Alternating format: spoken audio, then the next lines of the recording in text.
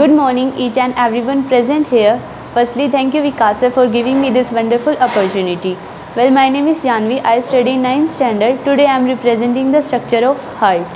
The heart is a muscular organ. It is very important part of our body.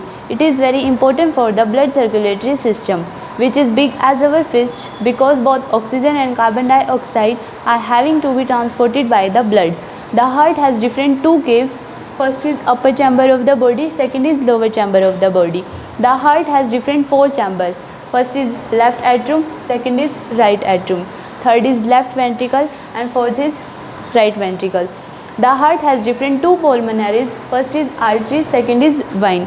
This is the dividing wall of the heart. To prevent oxygen rich blood from reach the lungs mixing with the blood containing carbon dioxide. Carbon dioxide reach the blood from reach the lungs has to be borrowed back to the heart, and the oxygenated blood from the lungs has to be borrowed back to the heart. We can follow this process step by step. The oxygen rich blood from the lungs come to the thin wall upper chamber of the heart, and the left atrium as relaxed when it is collecting this blood. Will the next chamber, the left ventricle are relaxed when it is transferred to it, and the left ventricle are contact in its turn. The blood is transferred to the body. Deoxygenated blood come from the upper chamber of the body, and the right ventricles are dilated. These transfer blood to the right ventricle because it is a very highly expansion to the body. Now we can learn how oxygen entered in the blood to the lungs.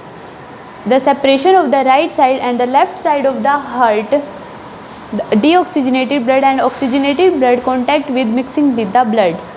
Such separation allow highly efficient supply to the oxygen with the body parts in the heart. Thank you and have a great day ahead.